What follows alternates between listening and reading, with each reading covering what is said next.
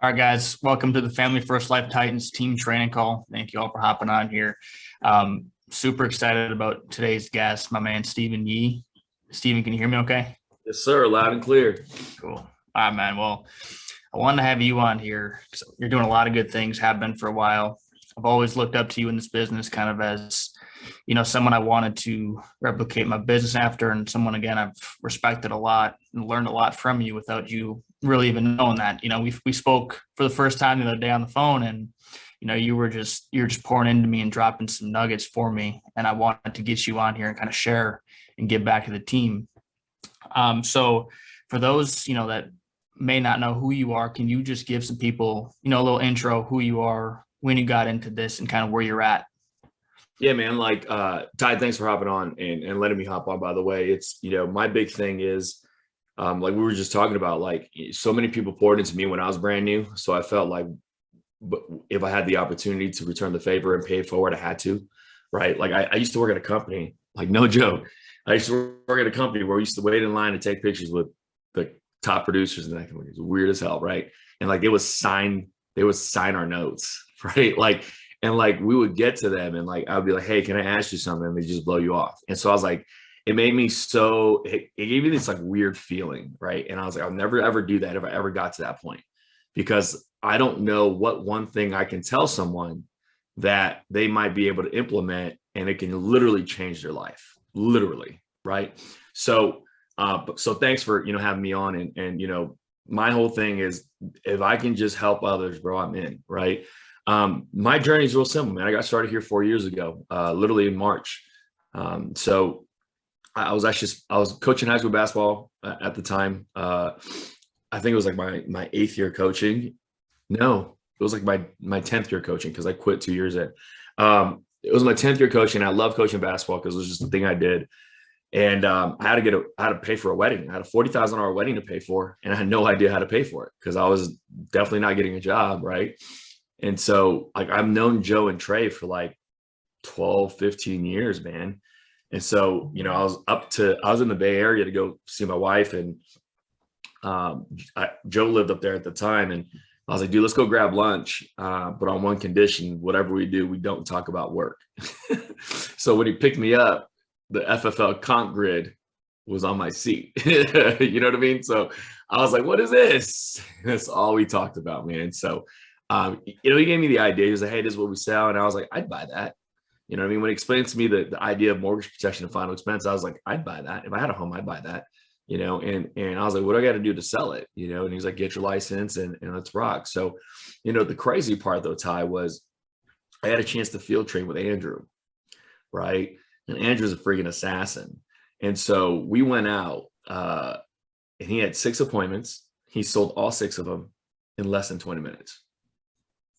And I'm in the house going, dude, I'm going to make $1 million by like next week. You know what I mean? Like, I was like, there's no way that I wasn't going to do it. And Andrew was so simple, dude. 20 minutes. Like I couldn't even do 20-minute appointments now. Right. And so I literally, I went in the field, dude, and my first 14 appointments, I went 0 for 14. Just couldn't close a door. Like I was so bad. And people go, why didn't you quit? And the reason why I didn't quit was because the 2 guys that, were my quote unquote uplines, like I've known them forever. And I couldn't quit because I was like, dude, if they figured it out, I was eventually going to figure it out too.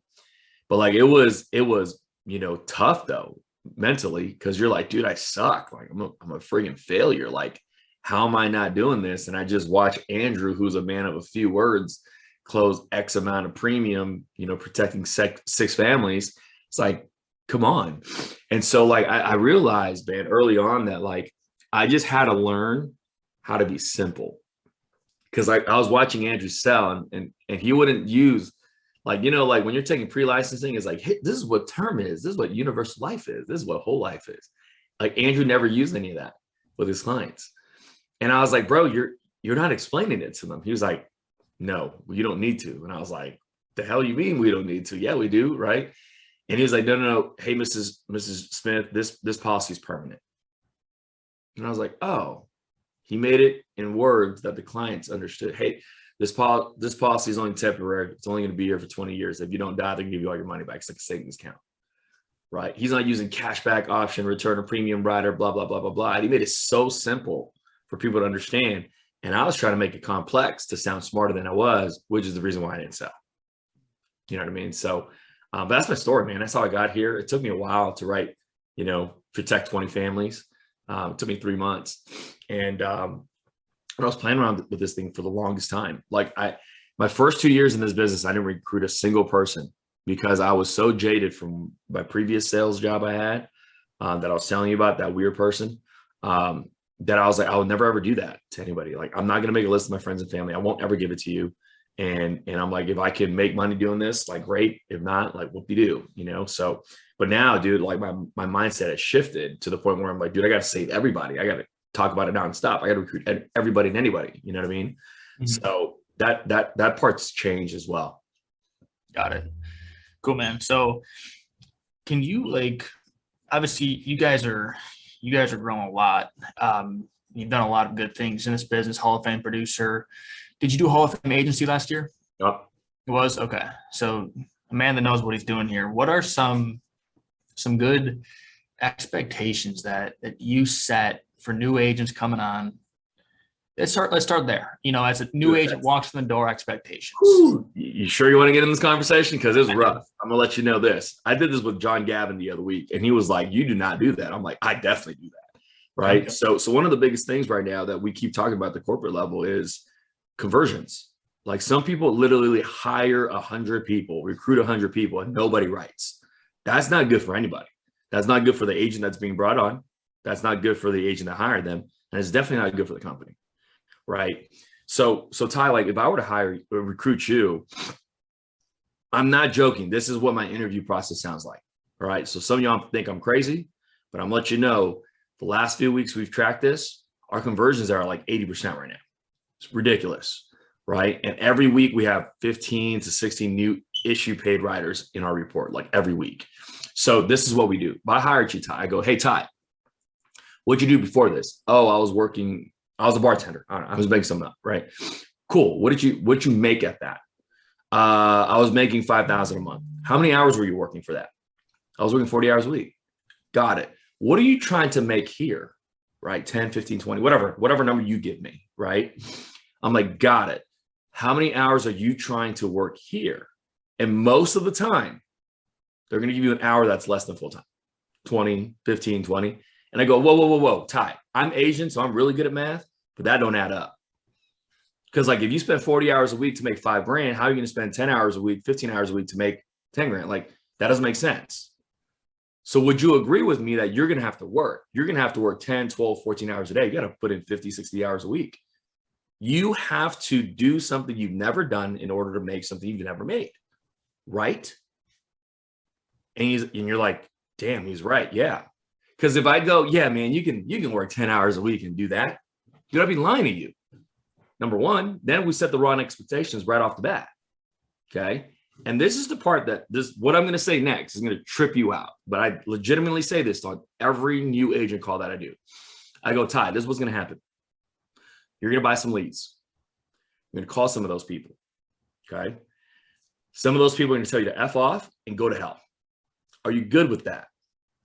Because if you're not, dude, I'm not going to hire you or recruit you. Sorry." Because that's what we deal with all day long when we dial the phone. Let's just be real. Right? Are you okay with rejection on the phone? Because if you're not, like, this is going to be a little bit tough. Right? And then, Ty, what's going to happen is you're going to call some people. They're going to answer. They're going to book an appointment with you. And then when you show up to their house, they're not going to be there. And it's going to piss you off. Are you good with that? That's a no-show. We experience that every week. Every single one of you guys on this call, top producers, I know y'all experience that every week. Are you okay with that? Because if they say no, why am I going to hire them? Because that's what we do every week.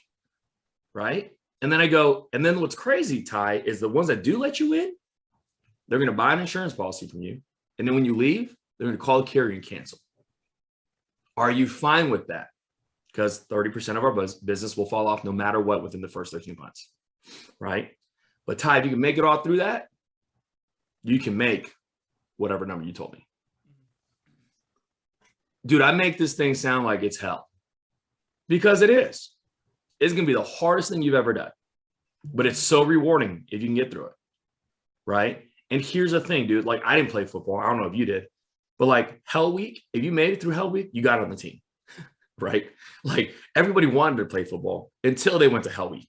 Then they turned into basketball players really quickly, or track or whatever it was. Right. You know what I mean? Like, but that's what I'm saying is like, we got to set the expectations. Like, dude, this is not going to be easy. If you think every lead you call is going to ask you to come over to sell life insurance, that's not facts. I don't care what you say. Right. Because you're going to buy 100 leads. You're going to book some of them. You're going to go protect some of them. But there's going to be some people that are going to call you out and cuss you out. It is what it is, dude. They're going to tell you they didn't fill out the information, but you have 14 pieces of information on them. Explain that one to me. Right.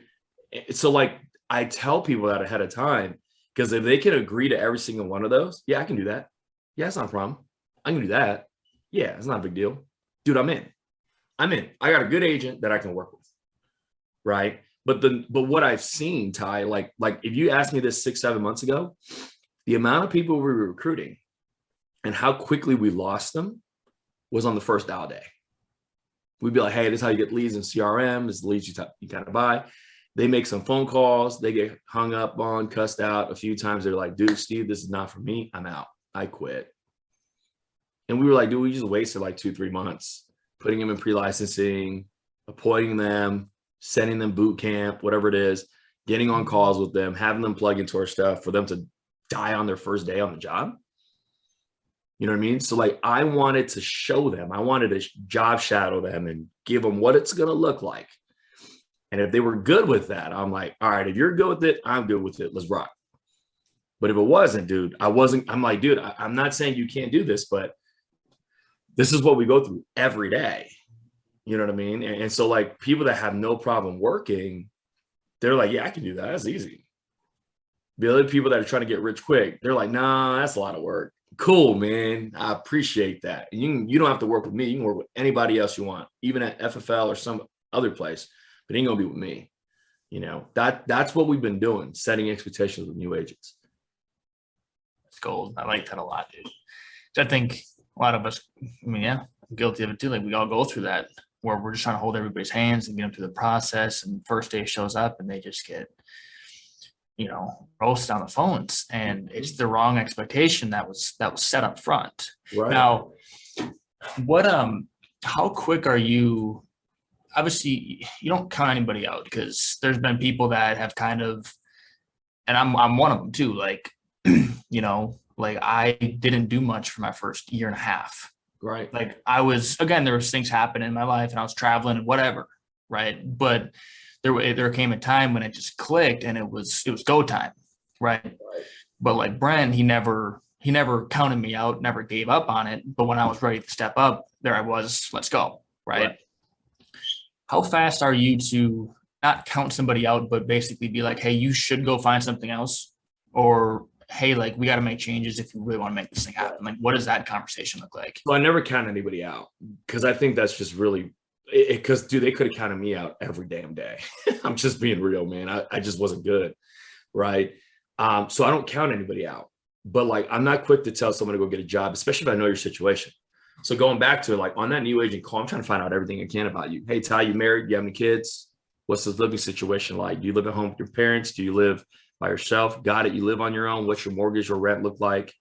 Right. What do you got to make in a month to just stay afloat? Right. Do you currently have that in the savings? Do you have that? You know, is that income already coming in through your job? And I'm not a fan of telling people to quit their jobs. Colton Dewar is a Hall of Fame producer, right? Protected over 600 families last year.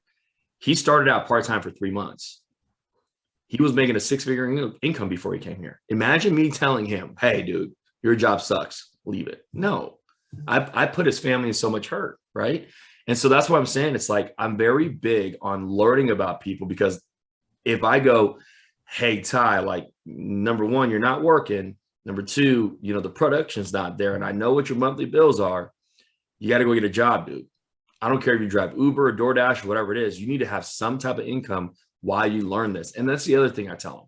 I tell them there's a big learning curve, that they're going to suck in the beginning and they're going to get better as we go on. Dude, I tell people this, you know, like success, I spell it SUCK. CESS, success. Like you're going to suck before you're good, right? Like when you were a freshman playing basketball, you weren't as good as when you were a senior. I don't care what anybody says, right? But that's what happens here too. You're going to suck your first day, your first month, your first year. But like a year and a half, 2 years in, you're going to be friggin' amazing. And that's what happens. And I tell people that. I'm like, look, when I was coaching basketball, the most fascinating thing for me was you watch the freshmen come in, and that dude couldn't walk in a straight line. He couldn't, chew gum and tie his shoes. Legitimately. By the time he was a senior, he ran the damn campus. He was the captain of the team, all league, all whatever. Nothing changed physically. It all changed here. He got real good. He believed in himself, right? And so he was able to play at a faster pace. This is what we do here. And so like some people's learning curves are shorter than others. Some people are longer than others. Like I tell this story of Brandon Kitchings, and I think he's fine with it. Dude, it took Brandon Kitchings 9 months to protect, 20 families a month.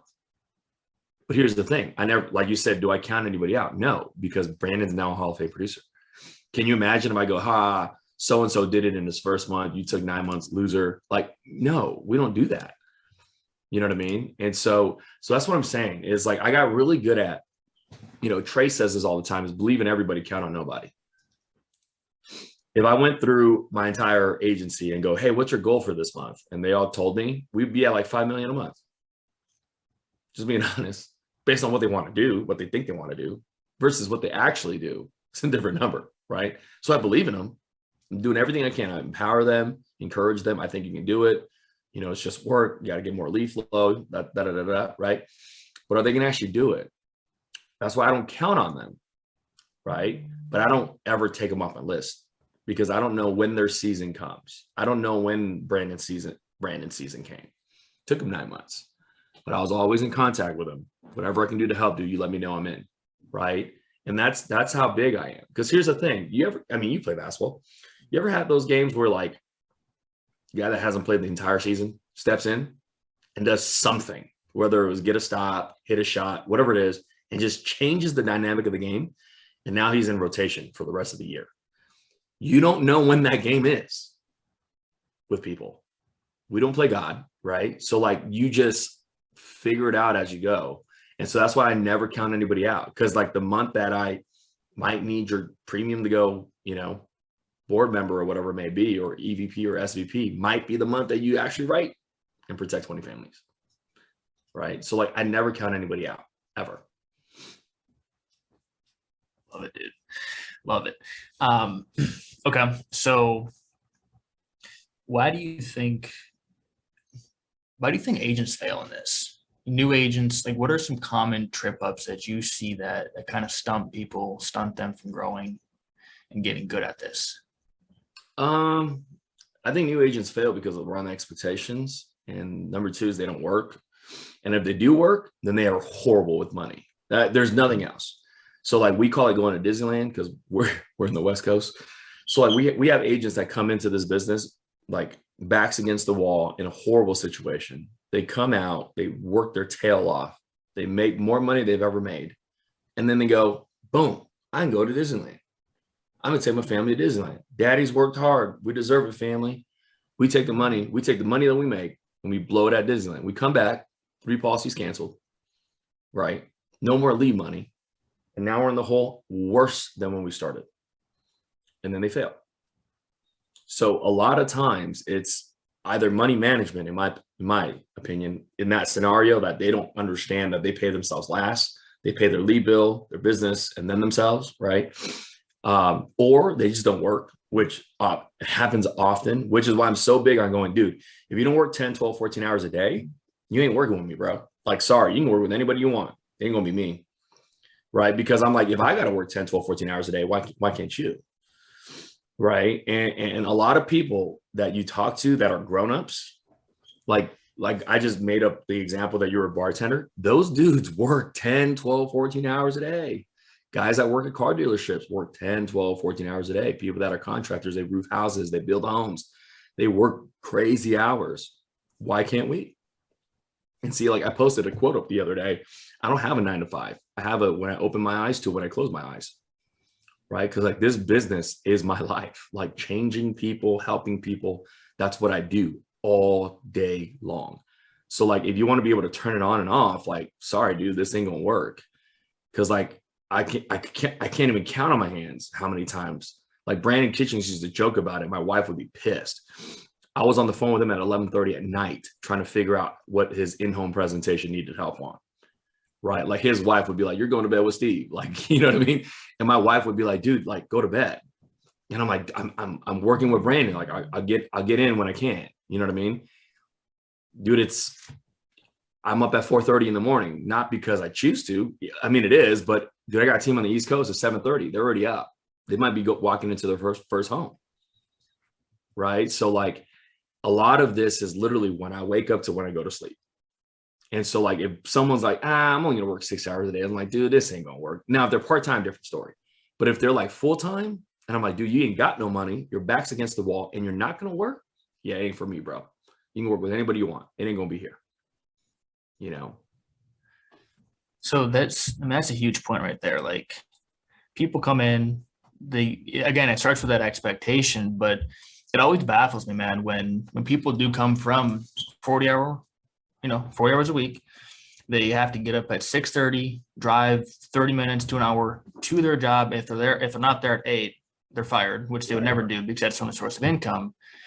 They come into this, they limp into dial day. So 9:30, they're getting their lead sorted and they dial for 3 hours, get smoked.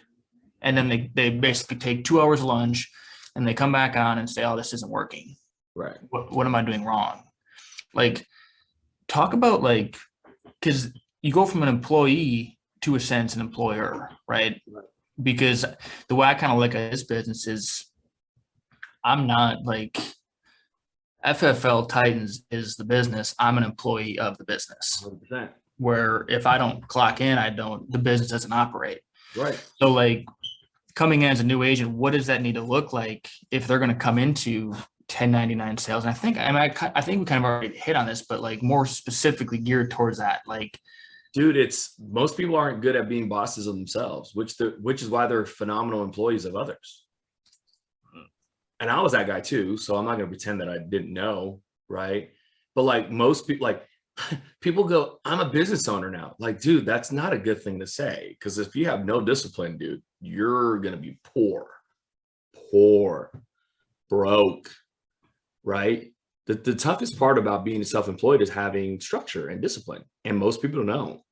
Like you said, they don't have that threat of, if you don't show up by 8, you're fired, because they legitimately won't be, and they know that, right? And so like someone told me this. One of my mentors when I was like 18 told me this. He's like it's fascinating how many times we tell people like they're the business owners, they're independent contractors, they're business owners, they're self-employed, they're entrepreneurs. He's like, we need to stop telling people that.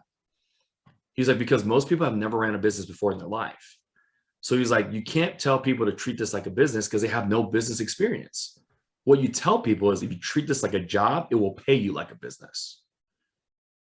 Right? Because like if I go to work and I feel like there's a big brother watching over my shoulder on every single move that I'm going to perform, therefore I'm going to have results, therefore it's going to pay me way more than I'll make it a job. But there's none of that there. So you almost got to like put that on yourself. Right. Like I'll tell you this, Ty, this is like really messed up. Right. So I'm hanging out with a billionaire and I'm like, and I asked a stupid question that I shouldn't have asked, which was, what's your schedule like? What's your daily routines? Right. And he was like, yeah. And he ran off his schedule. And he was like, what about you, Steve? And I said, like I'm up at 5. And then like I talk to people all day. And he was like, seriously? And I was like, yeah. He goes, dude, that's why you're where you are. And it was embarrassing, dude, because I legitimately couldn't give him an answer. And he goes, you and I have the same 24 hours, right? I was like, yeah. He goes, okay. So he's like, why is it that I have every hour blocked out in 15 to 30 minute increments? And you're just like, I talk to people all day. He's like, you got to know, like, for example, once he told me that, now I'm like, all right, up at 4:30, gym by 5, right? Because I have my morning routine, like I got to, take my supplements, whatever it is. Boom, back at home at 6:30 to 7, I'm cleaning myself, brush my teeth, taking a shower, whatever it is, getting dressed for the day. 7 to 8, breakfast with the family. 8, I start my day. Boom, I'm on calls at that point. And I'm like, I can tell you everything I'm doing now. And I was like, wow, that changed me, because I was literally like a fart in the wind, dude. Like, I didn't know what I was doing. I was like, yeah, like, hey, like if you called me in the middle of the day and be like, hey, you want to go, shoot some hoops? I'd be like, I'm in. Like, it wasn't embedded in my calendar. Right. And then this guy taught me, he was like, dude, like, you need to know what you're doing at every single moment, even if it's not work related, even if it's dinner with the family, if it's playing with your kids, even if it's, no screen time, phone time. It's just, I'm spending quality time with my kids. This is the hour we do it. And like, when I heard him say that, I was like, I'm too undisciplined. And I'm like, that's what I feel about new agents. If they don't come to the office, if we don't go, hey, you leave your house at 7, you get to the office by 7:30. From 7:30 to 8, you're prepping. You're getting all your leads in order. Your phone systems are ready to go. At 8, boom, I bang on my first dial. From 8 to 11, I'm dialing 3 hours straight, right? With no gaps. From 11 to 12, I'm taking lunch. 12 to 1, I have a Zoom call with the team, whatever it is. From 1 to 5, I'm getting back on the phone. Or if I already have my appointments, I'm recruiting. At 5, I'm doing like, if it's not broken down like that, it ain't gonna work. It ain't gonna work. Like, the most attractive thing when I was coaching basketball and when I was playing basketball was we had our practice plan laid out every day. And it was like the best. I learned this from Dean Smith, and I learned this from watching my high school basketball coach. Let's say practice was from 3:30 to 5:30. It would be like from 3:30 to 4, 3:30 to 3:40. This is what we're doing. From 3:40 to 3:50. This is what we're doing. From 3:50 to 4 o'clock. Like, every 10 minutes was broken down in our schedule. And whether that drill went well or not, boom, switch on to the next. And I was like, that's how efficient we were. And then I would see other people that I coached with, like, what do you do at practice all day? They're like, oh yeah, we just come in and roll the balls out and let them shoot and run some drills, and that's that. And I'm like, no wonder why y'all suck. You know what I mean? So like the discipline of being about our schedules. Some of these people, man, like, their jobs, they have a calendar of their job. They got to show up by 8. They have a management meeting at 10:30. They have another meeting with a coworker at 12. Like, why don't we do that with them? They have it already. And then by 5, they can clock out. Cool. But like, we need to break that down. Some of the competitors that we compete against, they do that. They go, hey, from 8 to 12, you're doing this. From 12 to 1, you're eating lunch. From 1 to 5, you're recruiting all day. When you come into the office, have your leads ready to go. But we go, hey, just come into the office. You know what I mean? So that's my challenge. So like, what I've done, especially with new agents, I usually ask them, what's your schedule? Right? I go, what's your schedule like? And I don't care what they tell me. I'm like, do you have to pick up the kids at a specific time? Right? Do you got to go home by a specific time? Because everybody's different, and I want to be able to customize a schedule to them. Right? And so like, for me, I've always said like, let's say we have a cup of water, right? I'm like, every ice cube is like a big thing in our life, whether it's family, church, work, whatever it is. And then like the water that goes around it is FFL. Like, FFL is not a cube. It's the stuff that works around it. All those other things is already in there. You know what I mean? And so like, for me, it's like, I'm not against you picking up your kids at 2:30, because if you don't pick up your kids, who is? I get that. I'm not stupid. So like, I got it. From 2 to 3, you're going to be picking up your kids, dropping them off, and you're going to come back to the office. I got it. We're good. Right. But like, what about all the stuff that leads up to that? You know what I mean? So like, I'm very big on being able to go, what am I doing at what time? Like, if I put up my calendar for today, where's my phone? Like, you'd be like, oh yeah, it's already in there. That's why I was able to, call you before, or text you before like, dude, this is already in, boom, schedule, blocks. Everything's blocked out. From what time to what time I'm doing what, because if I don't, dude, like I said, I'm just lollygagging throughout the day. Right. That makes sense, man. It's huge. So some of the things that you talked about yesterday or the other day when we spoke was the mind, man, because there's a YouTube video of you out there that the other day I was just listening to stuff and I heard it and I'm like, oh my God, like, just how vulnerable you were, how honest you were about where you were at, in terms of your mind, but also your self-image, right? how big of an impact that has on a person, let alone in a personal life, but also in a business, right? When you're running the show, can you talk a little bit about how important self-talk is, especially in business like this? Dude, like I've said this for years, the biggest enemy is the inner me. You can't conquer yourself. You can't conquer the world, man. You know what I mean? And like, I've been around some wonderful people in this business. Like you go be around Sean for a day. Like that dude's mind, he's got it. He's like, he won't let a negative thought come into his brain. You know what I mean? And I'm like, and I'm trying to get there because it's rough. And so, you know, for me, I didn't have the self-image, confidence, you know, all that stuff coming in here. It was low. It was low self-esteem, low everything, matter of fact. And so that's why for me, like I always tell people, it's like there's like a committee, the self-talk, the amount of, you know, people are like, I don't talk to myself. I'm like, that's the conversation. You just told yourself you don't talk to yourself. You know what I mean? Like we do this all day long. And so like some of us have like too many ears, like too many people talking to us internally. Like that was my biggest struggle, was like, I didn't think I can do it. It wasn't because people were telling me that I couldn't do it. Yeah, that was true too. But like the message that hurt the most was when I told myself I couldn't do it, right? Who do you think you are? You're too young. You have no experience. You've never been in sales. You know, people don't buy life insurance from young folks, let alone Asians or folks with, you know, like all kinds of stupid stuff. You don't have a college degree. You don't have a background in sales. Like you can't do this. And see, the beauty of this company is we don't need any of that. Matter of fact, if you don't have any of those things, it's even easier for you, my opinion. And so for me, like learning to work on myself, right? Like I was just listening to an audio before we hopped on this call. And the guy said, how many of us have old computers and new computers? He's like, the old one always works slower, right? And we're like, yeah. He was like, yeah, because the old one needs new software updates. We're human beings. We don't need software updates. We update our phones, we update our computers, we upgrade our TVs, but we don't upgrade our mind. And see, that was what was huge for me, is I had to learn how to become a better person, right? And like self-worth. And then like Sean says, you build a lot of your self-image through work. And that's facts, because I used to wake up at 9:30 every day, pushing it to 10 too on good days. Now I'm up at 4:30. That's kind of weird. How'd that happen? Same person. This changed, right? And so like for me, I was very big on working on myself, and because I knew that if I didn't work on myself, I couldn't be able to help others.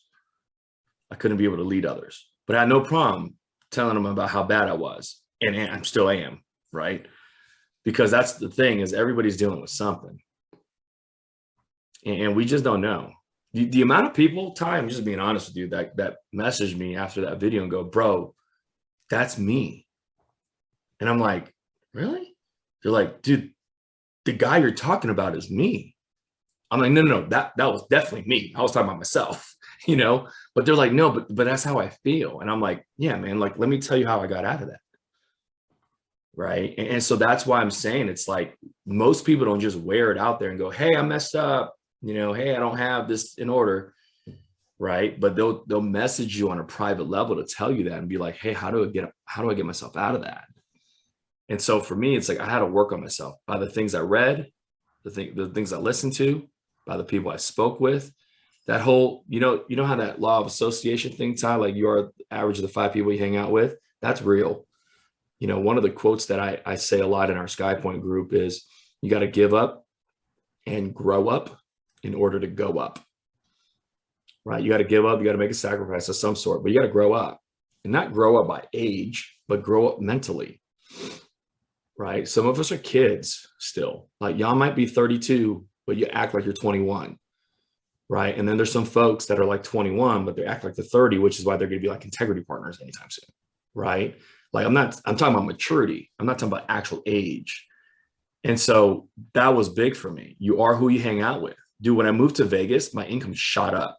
Why? Because I was in an office with Alondra, Josh, Zach, Andrew. Dude, I made the least amount of money in that office, but my income shot up. Because if I would stay where I was going to be, you know, I made more than everybody in my marketplace where I was. So it's like the old saying in basketball, right? When you become the top dog at a park, you got to find a new park. You know what I mean? And so that's why for me, hanging around other people that were better than me and just shutting up and listening, learning, see how they do it. Like, dude, like Zach Trudowski changed my business. I was like, when he came in the office, he was on the phone. He was on the phone all damn day. And then when he left the office, he was on the phone. And I was like, man, he's on the phone a lot. And it's not like useless conversations, by the way. They're all like deep conversations with his agents. I'm like, I should probably do that. You know what I mean? By literally watching what some of these guys do, right? He's at the gym at 4 a.m, 5 a.m. He's already working out. He's already up. Oh man, I usually wake up at 6. Cool. Gotta wake up earlier, right? Like those are the things that changed me and helped me become the person that I am today. And I'm nowhere near perfect, far from it, but I'm a lot better than where I was 4 years ago, right? And anybody on this call listening, y'all can do the same, man. Y'all can do the same. Love it. That's good stuff, man. So I want to kind of wrap it up with this, but what are you seeing? Two things here. So what are you seeing, company-wide in terms of kind of what's working, what's not, in terms of, from the agent standpoint, obviously selling, but then also recruiting, business building standpoint? From my opinion, a lot of people are adopting this whole virtual sales thing. You hopped on our call on Tuesday. Tell me that guy was not nuts, right? Like he was good. Into the home, he died. He has no immune system, right? We got to include those people now. We got to include the moms that have to take care of the kids and, become homemakers. They want to be able to sell some insurance. They can hop on the phone and sell some insurance over the phone while they're watching their kids. It's just, we're allowing more people to come join. That's where I believe that we're going to grow as a company.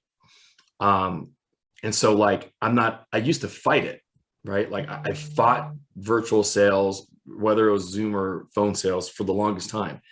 Now I'm not fighting it anymore. I'm not necessarily saying that it's our number one option, but I accept it. So when we hire agents on board, we go, hey, how do you want to do this? You want to sell it face-to-face or virtual? You want to do both? And whatever they say, I legitimately I don't steer them one way or the other. Because if they go, hey, I want to sell it virtually. Cool. This is the training you watch. Boom. Hey, I want to do both. Both these trainings. You're watching both of them. Hey, I want to go face-to-face. Perfect. You're watching this. I do not care how they do it, because I believe that people have done it in both ways and made a ton of money, right? And so for me, I'm very welcoming of that now. And I believe that's where our team's growing tremendously. Part one. So the other thing too, and I don't know if I should say this. My opinion, someone that writes 30 grand virtually is more profitable than someone that runs 40 grand face-to-face. My opinion. Why? Because they don't got no gas costs, especially right now. California gas is $7 a gallon. Right. You don't have no travel. Right. You don't waste time because you're not driving around the damn country to get no-showed, right? Because you're getting no-showed at home. Right. The other thing is no flights, no hotels. Right. And your leads are cheaper. Why? Because with statewide leads, they're way cheaper than local leads. So, and if you live in a place like I lived in, which is Southern California, even in Nevada, in Clark County, like in Las Vegas, we don't have no leads. So if I hire someone here, I have to be able to feed them too, which means they got to be able to get non-resident licenses and sell in other parts of the country. Right. So back then we would preach heavily on travel trips. Hey, you live in California. We ain't got no leads here. Perfect. You're going to fly to Minnesota, run business. I don't know. Now we can go, hey, get a non-res in Minnesota and buy the leads and sell from the comfort of the office. Right. So you can do the same thing. It still work. It's not easier. It's for sure not easier. Phone sales is way harder than face-to-face, but you can do it, which is nice. Right. And so that's part one. In terms of, building, I see what a lot of people are using is they're using social media to build. They're making people attract them. I'm a big believer that people follow people, not companies. Right. And we talked about this, Ty. And so you don't believe me, go look at Tom Brady has a bigger following than the Bucks. LeBron James has a bigger following than the Lakers. People follow people. It is what it is. Sean Mike has a bigger following than FFL. He does. Right. So why am I saying that? Because people want to follow people. They don't join FFL Titans. They join Ty. They don't join FFL SkyPoint. They go, hey, I want to work with you. right? So why am I saying that? We got to do a better job of branding ourselves. And so like a lot of you guys on this call, y'all, I don't know if y'all know this, y'all sell more insurance than some companies do. And like, that's an amazing feat. Like what's normal here is not normal in the rest of the world, right? Like I did a meeting in Chicago. There's people in the room that have 14 years of experience. The most insurance they've ever written in a year was 200 families protected. And that was like 7 years ago. I brought 3 brand new agents with me that have been licensed less than 1 year. They all wrote over 350 families protected. And I was like, what's the difference? Y'all have been here for 14 years. They've been here for 1 year. The difference is our system's way better than you. We work harder. That's it. And so like, why don't we talk about that? See, like our marketing sucks. And this is what I mean, Ty. This was our marketing back then, right? You or Evan would take a picture with your client, boom. Hey, sat down with Mary for, 47 minutes and, 1,700 AP. That's what we used to post. Nobody would know what the hell it was, right? But that's all we would post. We posted the dream. See, what I try to tell people is how hard it is. Because I'm like, nobody talks about Evan came to the office, dialed for 7 hours straight, got told no and cussed out by like 30, 40 people. He only booked 15 appointments for the next 2 days, sat with, the first 5 or 7, got no showed, no closed, and then he protected Mary. Nobody talks about that. They just talk about the only thing that happened. And I'm like, dude, that's why we recruit people that don't do nothing. Because they go, oh, I just want to have that result all day. No, this is what it looks like. So like as the recruiting standpoint, I think we do a better job when you bring quality by actually letting people know what it actually looks like. Hey, Ty, you're going to buy some leads. They're going to tell you to F off. They're going to tell you to go to hell. Are you good with that? Right? Some people are going to book appointments with you. And then when you show up, they're not going to be there. You good with that? Right? And then when you leave, some of them going to let you come to the house. When you leave, they're going to cancel the policy. It is what it is, dude. I don't know why it is. Right? Like Jim Rohn says, why does the sun, rise on the east and set on the west? I don't know. I just wouldn't sign up for that class. It is what it is. Right? So like persistency is 30%. It is what it is. I don't fight it. Right? So that's the thing. In terms of recruiting, the best recruiters are using social media. You look at the fastest growing agencies, you look at like Neenan Hayden, you look at Josh Williams, you look at Josh Crenshaw, you look at Alondra, you look at some of the fastest growing groups, Jamie Cheerio, Marissa Mazziotti, like you look at some of the fastest groups in the company. They're all using social media to grow. They're not trying to post more ads on Craigslist. Like I said the other day, everybody's fishing in the sewer when you do that, right?